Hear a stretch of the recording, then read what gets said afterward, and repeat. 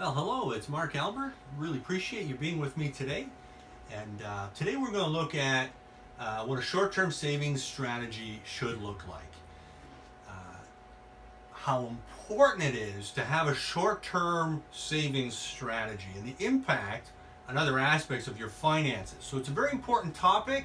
Most people don't see it that way, but they really should. And so we're going to look at that together, and hopefully you'll find that very beneficial. It'd be great if you could subscribe if you haven't already, and then you'd like the video if you like it. That'd be great. So basically, planning for future expenses that are 1 to 10 years in the future is what this covers. And so a short-term strategy covers any purchases I'm going to make that's at least a year out. And so if I need a fridge, if the roof on my house is going to go eventually I'm going to need another car. They're more larger ticket items that we're buying for that's out there. Something that doesn't fit in the budget, but it's something you're going to need and it's important. It's something that you can plan for, and that is part of this strategy. And there's consequences if you don't have this strategy in place, and we'll discuss that. So here's my guy. He's got his little short-term savings bucket. He's putting money in every month.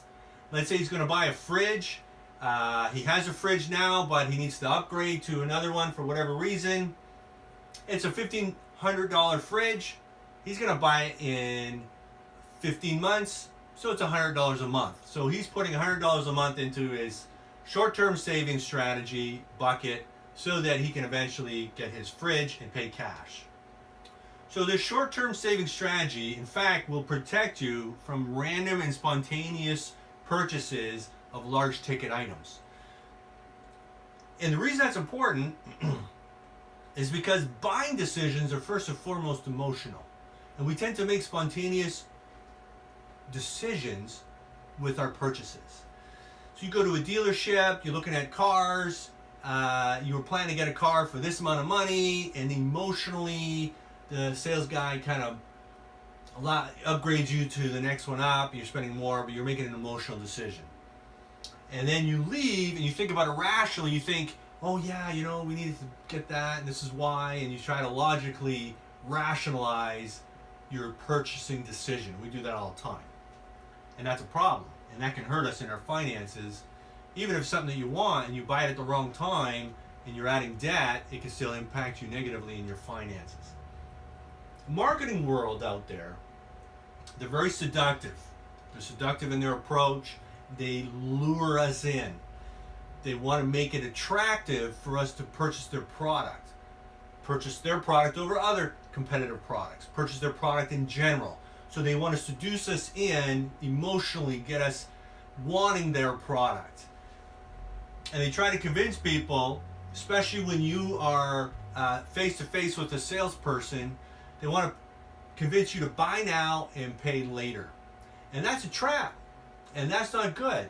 And you need to work around that trap, because what happens is you're face to face with a veteran salesperson. He's well trained, and these companies have these buy now, pay later approaches.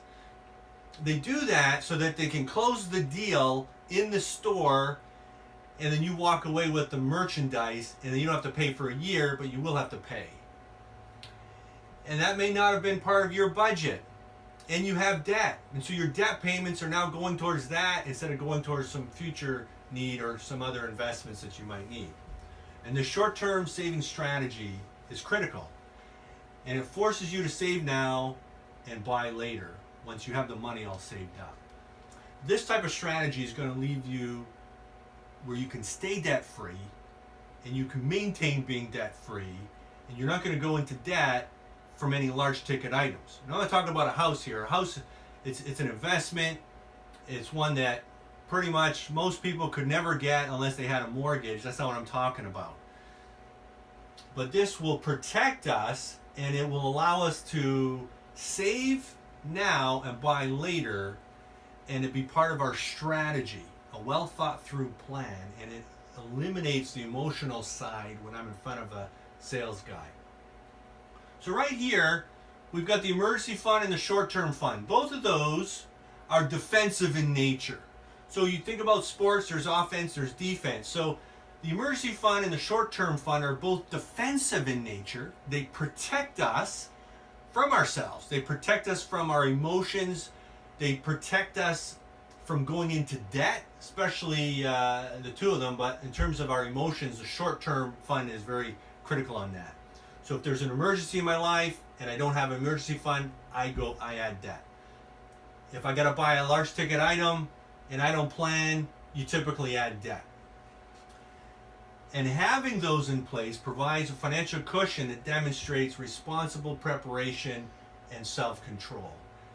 And we want to be responsible with our finances. And so we want to prepare properly, exercising self-control so that I don't make an emotional decision at the wrong time on a purchase that is going to add debt to my finances. And so what happens is, oftentimes, we're controlled by our financial decisions. We make financial decisions, we buy things on credit, and then all of a sudden we're paying extra money out of our budget that we couldn't afford anyway, and all of a sudden we're making these extra payments.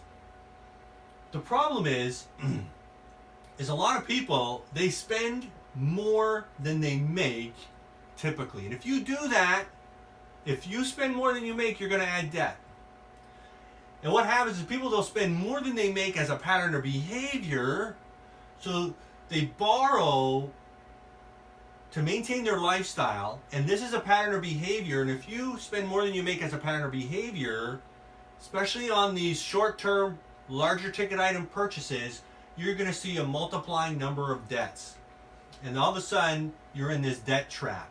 It's a cycle, and you can't break out because you're spending more than you make, and all of a sudden you add several debts, and all of a sudden you're spending $1,000 a month towards debt, and you weren't spending that before, and then you're trapped by your decisions in the past. So what you want to do is you want to control your financial decisions through a short-term savings strategy so that you don't have to pay the price. And this is the consequences, okay?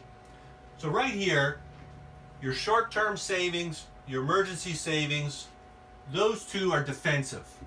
And if you're efficient at having a strong emergency fund to deal with emergencies and an effective strategy for making your short-term purchases, and you spend less than you make as a pattern of behavior, you are going to you free yourselves up to build wealth. And that's what we need to do. We need to build wealth to prepare us for retirement, to prepare us for the future.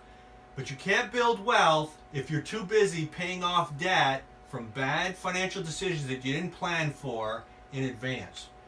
So hopefully this is helpful. That's how I see the short-term strategy for purchasing anything 1 to 10 years. It's a large ticket item.